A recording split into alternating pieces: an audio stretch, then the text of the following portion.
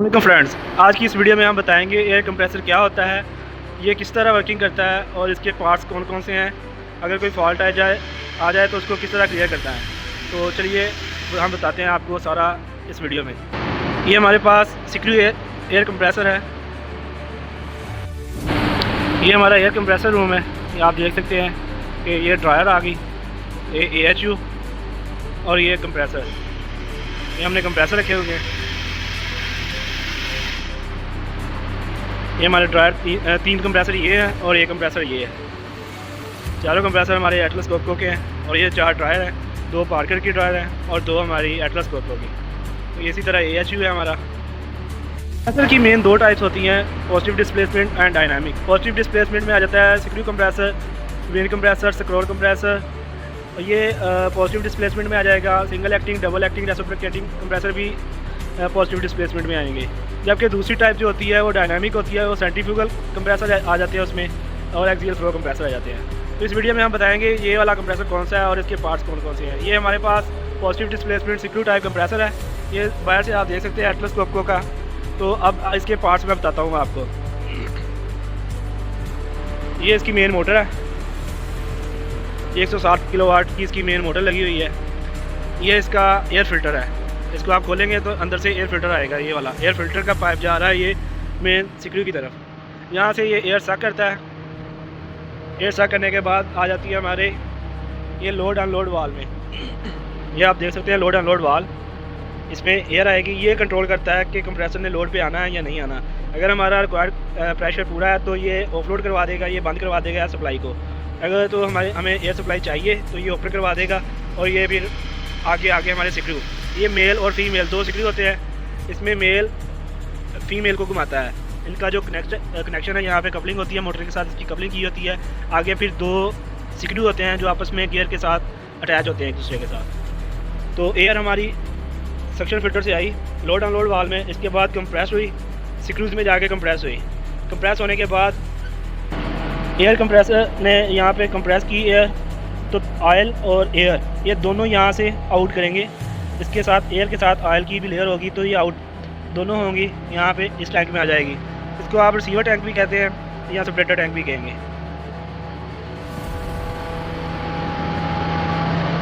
इसमें यहाँ पे हमारी नीचे वाली साइड पे ऑयल होता है। यहाँ पे ये गेज लगी हुई है, आप देख सकते हैं। अगर इसका लो होगा तो ये रेड पे होगा, अगर हाई नॉर्मल होगा तो ग्रीन पे, अगर हाई होगा तो येलो पे होगा। अगर कम होगा है तो यहाँ से आप टॉपअप कर सकते हैं। तो ये हमारे पास टैंक आ गया। इसके अंदर सेपरेटर लगा होता है जो कि एयर को सेपरेट करके, तो यहाँ से एयर आउट होगी और जो ऑयल होगा हमारा वो इधर से ये टैंक, ये ऑयल का पाइप आ रहा है, ये कूलर में चला जाता है। हमारी एयर जो है वो यहाँ से आउट हुई। आउट होने के बाद हमारी एयर यहाँ पे चली जाएगी एयर कूलर में, और जबकि ऑयल जो आउट हुआ है वो भी चला जाएगा ऑयल कूलर में। ये 2 हमारे पास ऑयल कूलर है, ये वाला और ये वाला, और ये वाला जो है ये एयर कूलर है। तो अगर यहाँ पे एक चीज़ लगी होती है थर्मोस्टेट, तो इसका मैं बताता हूँ आपको। ऑयल टैंक में से होके यहाँ पे आ गया इस लाइन में, ये थर्मोस्टेट है। इसका काम होता है, ये इसकी सेटिंग होती है आपने किस टेम्परेचर पे ऑयल को इंजेक्ट करना है। अगर तो 55 डिग्री का है तो 55 डिग्री अगर टेम्परेचर है तो ये उससे कम है तो ये कूलर में नहीं भेजेगा, ये डायरेक्ट ऑयल सिक्रू में जाना शुरू हो जाएगा फिल्टर में, फिल्टर के बाद सिक्रू में जाएगा। अगर 55 से ज़्यादा है तो ये बंद करवाएगा यहाँ से। ऑयल हमारा यहाँ से इन होगा कूलर में, यहाँ से आउट होगा, उसके बाद अगले कूलर में चला जाएगा। ये अगले कूलर से आउट होगा, यहाँ पे आउट होने के बाद फिर दोबारा से इस तरह से ये वे इस्तेमाल करते हुए हमारे फिल्टर्स में आ जाएगा। ये ऑयल फिल्टर लगे हुए हैं। ये ऑयल फिल्टर जो भी इसमें कोई कचरा वगैरह हो ऑयल में वो यहाँ पे फिल्टर होगा। उसके बाद ये नीचे से सिक्रू में इन होगा। ये यहाँ पे टेम्परेचर सेंसर और प्रेशर दोनों का सेंसर लगे हुए हैं, आप देख सकते हैं। ये हमारे लोड अनलोड गैसों भी लगे हुए हैं। और उसके बाद एयर आउट होगी।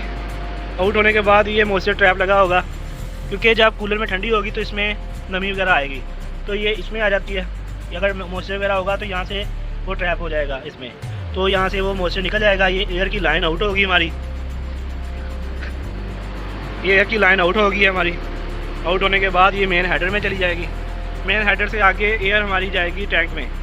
आप देख सकते हैं बाहर स्टोरेज टैंक पड़े हैं। 2 टैंकों के बाद फिर इस टैंक में आएगी ये वाला टैंक वेसल। इसके आगे हमने जो एयर ड्रायर में भेजनी है, जब एयर आउट होगी तो उसका टेम्परेचर भी हाई होगा और उसमें नमी वगैरह भी होगी। तो ये ड्रायर का काम है, हमारे कंप्रेसर से जो कंप्रेस हुई है यार उसको उसकी नमी को ख़त्म करेगा और साथ में ठंडा करेगा। ये यहाँ से हमारी एयर इन हो रही है, यहाँ से एयर इस फिल्टर में से होके इन होगी, आउट होने के बाद फिर यहाँ से ये फ़िल्टर लगा हुआ है मॉइस्चर, यहाँ पे मॉइस्चर अगर रह गया हो तो यहाँ पे ट्रैप होगा। उसके बाद ये हमारी एयर आगे सप्लाई के लिए रेडी है। इसके बाद हम प्रोडक्शन हॉल में एयर भेज देंगे। अगर आपको हमारी वीडियो अच्छी लगी है तो लाइक सब्सक्राइब ज़रूर करिएगा और हमें सजेशन में कमेंट लाजमी करिएगा कि अगला वीडियो हमारा किस टॉपिक पे होना चाहिए। मिलते हैं अगली वीडियो में, तब तक के लिए अल्लाह हाफिज़।